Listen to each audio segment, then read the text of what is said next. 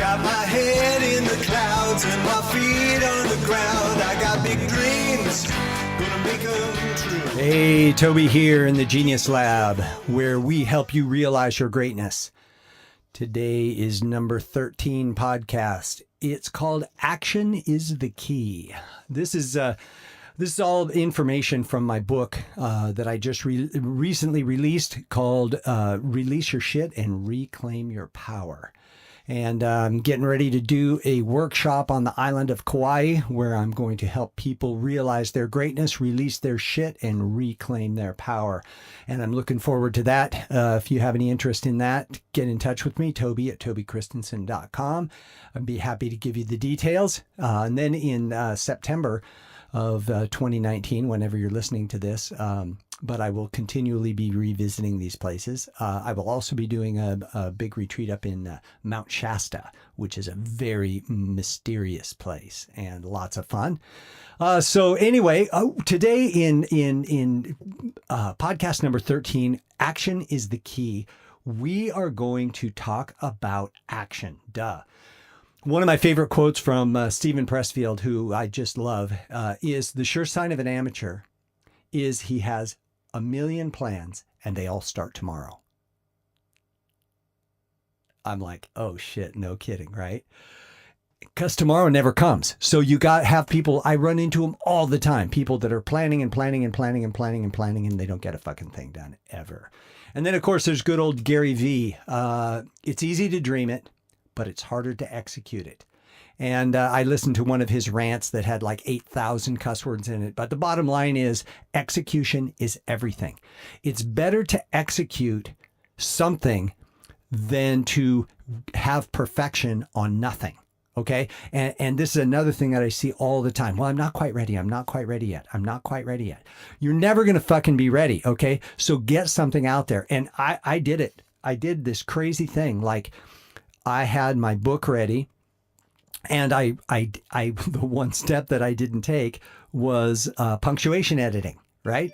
So I put my book out, put it out for print, and realized there's about 400 typos, like missing spaces or double spaces and all kinds of weird shit, a few missed words and so on and so forth. But the bottom line is I got the book out there. And what's really funny is my web guy is the one that found it because he was creating the ebook for me. And all the people that bought the book didn't say a thing, except they loved the book and they loved the content. And so the thing that I got was it was better to have something out there even full of flaws than it was to wait and wait and wait and not ever get anything out there. My first book took 7 years to publish and I wasn't happy with it when it published. This took me 7 weeks. And even though I jumped the gun on it, all I'm doing now is I ran it through a grammar computer program and found a bunch of the errors, fixed them. And now my gal's re-editing. The wonderful Kate Johnson is reformatting the book, setting it up again. And we're just going to replace that version. So everybody from now on will get a new one. And anybody that wants a new one that got an old one can have a new one. So the thing is execution, at least you're moving, right? Do something. That's the key. What do they call it? Fire, aim, ready. That's the way that I operate. Fire, aim, ready. Get movement, then figure out fine tune where you want to go, and then you're ready.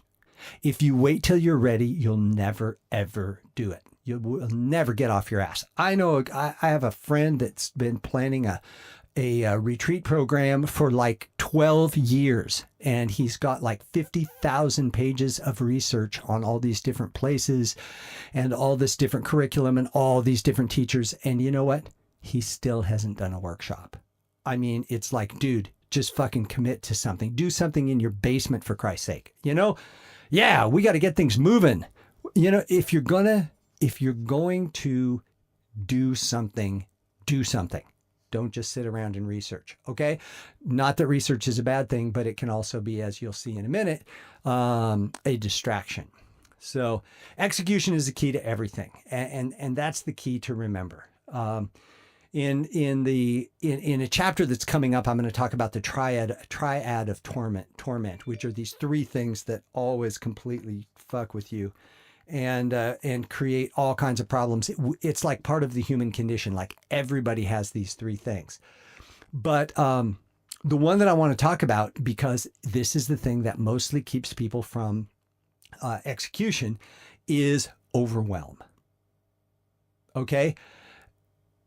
Overwhelm is the feeling that there is so much to do that you will never, ever get anything accomplished.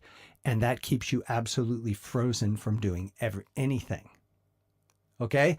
And that's what I want to focus on today's podcast. Overwhelm. Okay? I've literally, we were talking about visualization, right? So you see this really cool visualization of where you want to be and what you want to have. Then you go, holy shit, how is this ever going to happen? I mean, I'm going to need to win the lottery. I got to have $1 million right now, or $5 million or $10 million right now to have the vision. Well, guess what? You don't have to birth the vision all at one time. Okay, that's overwhelm. And if you could birth it at once, you would already have done it. And maybe you'll win the lottery or inherit a bunch of money. But until that happens, we gotta get strategic. Okay, so what you want to do to avoid overwhelm and this paralyzation that happens around it is focus on the steps necessary to accomplish what it is your desired outcome is, or whatever the result of your visualization is, and implement those steps. Break things down. Like if you look at, by the end of the year, pardon me, by the end of the year, I want to have X number of whatever, say a certain amount of money.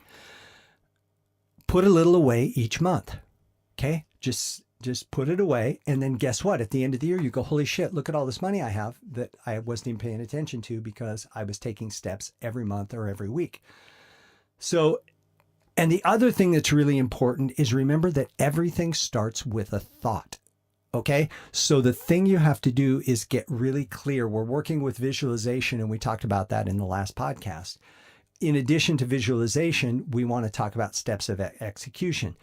But the most important thing is that you're clear, whether it's a vision of the end result or whether it's a strategy in terms of what steps you're going to take. It's really important for you to be clear.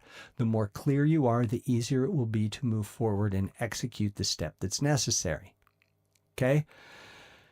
So one of the things that happens when you get paralyzed from overwhelm is that you get either distracted or discouraged. And this is what Stephen Pressfield calls resistance. And so you have overwhelm, which creates distractions and discouragement, both of which are completely demoralizing. Okay? So you have this great visualization and this goal that you want to accomplish, but you're so discouraged you don't take any steps towards making it towards getting it done because each of the steps seems too big and too overwhelming. And so you stay stuck and nothing ever happens. And trust me, I've been there before. It's fucked up. Okay? It's like, seriously, if I go through another year where I end up making the exact same amount of money and doing the exact same knot of stuff, I might as well not even be here. You know, I mean, sometimes I have felt so discouraged. I found no point in what I was doing and truly felt like I was just wasting my time. So one of the so if we look at overwhelm, we it's like a giant cement wall in front of a car. Not only can you not move forward, you can't even see forward. And so what happens is all your energy begins to drain out, and you lose hope. And when you lose hope, you lose action. And when you lose action, you lose progress. And when you lose progress, you lose more hope. And it's just a downward spiral of shit. And it sucks. And I've been there. And it's poison and it's toxic. And it's really important not to succumb to overwhelm. This is one reason why at the end of my workshops, and a big part of the work that I do is about coaching people. And I don't like to use that word coaching because it's like anybody who doesn't know what they're doing but is over 20 they call themselves a coach and they have this great life experience and they're going to fix you, even though they might not have any qualifications. So what I call myself is a self-empowerment trainer, because what I do is I teach you and train you how to access your own power. So, but it's important to have somebody to talk to have somebody to knock things off of, right? Like, this is how I'm feeling. This is how I got here. What happened? And then you go, oh, fuck, man, you just got hit with overwhelm. And here's why. So then I can help you break down your vision into steps and so on and so forth. So all of a sudden you feel relieved. First of all, that giant weight of having to accomplish something is off your chest. And then you're like, oh my God, not only do I not have the feeling that I'm being crushed, but I also have an empowered view of where I'm going to go, and not only where, but how I'm going to get there. And it's always better when you have a map and you know what streets to turn on when you're going to get somewhere, right? Rather than just roam around and hope you run into it. So I want to give some examples of overcoming overwhelm. Okay. So let's say that your vision is you want to do what I do. You want to do really cool workshops in exotic places.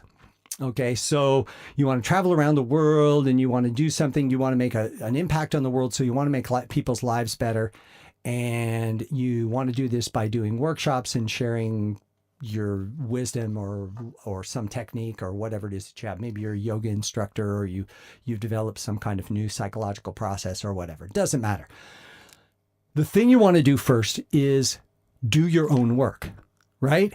Do your own work. It's like, don't do this from reading some fucking Wayne Dyer book and then you just copy what he does. It has to come from your own strength, your own power, your own medicine. Okay.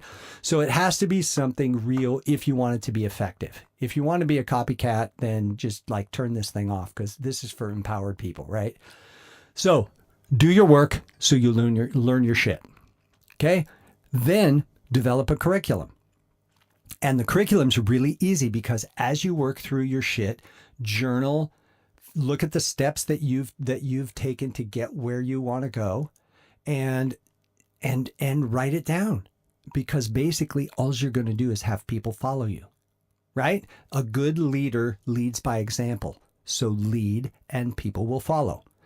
So put down what you've got going on and then start blogging on it. Do a blog, do a podcast, get a Facebook page, get an Instagram account, and start posting. Get the information out. Start sending it to people so that they can understand. Start a newsletter, okay? A means of communication to people, letting them know that if you have this problem, here's a solution, and I can help you. And then once you create enough interest in what you're doing, then you plan a workshop. And that's really easy. You just have to find a place to have it. And there's lots of people who want to rent their places out. And then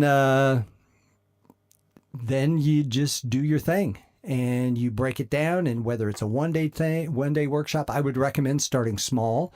You might do like a 2-hour evening event for like $50. The people come and they get a little handout and they work through an exercise or two. And which gives them a taste of what you're like as a teacher and what your material is like and if it's a match for them. Okay. And then you can do like a full day workshop where you go through several different exercises and they get a better taste of you. Then maybe a weekend workshop and then your big one, right? These are steps that, like, it's easy to plan a 2-hour deal. You can cover one exercise, people come in, you do a meet and greet, then you get down to the deal, you teach them the stuff, and then they go home. A one-day workshop is a really easy thing to plan as well. It does not take, you don't have to worry about feeding people. You don't have to worry about, their transportation or flying into an exotic location and how they're going to get to their hotels. And are you going to provide lodging? Is it going to be a live-in to get, is it going to be a stay together kind of workshop, or is it going to be a, people leave in the evenings and then come back? So anyway, I'm getting into too much detail here. The bottom line is figure out what you want to do, create the step-by-step process that you're going to use, get it out to people, and then do it. And you will find that if you do your work so that you know the material like yourself, I mean, it's like the back of your hand, like it is absolutely personal to you, that it will be so powerful for people to experience. It will blow their minds. And then it's just a matter of executing the process, creating the space, and your dream has come true of being a workshop leader. That's just one example. Whatever it is, use the same process. Okay? Develop your material, develop your process, find your people. Okay? And all of that will help you overcome overwhelm and give you some steps of execution that will make you powerful and impactful in the world. That's it for this podcast. I hope you have a fantastic day and keep looking up.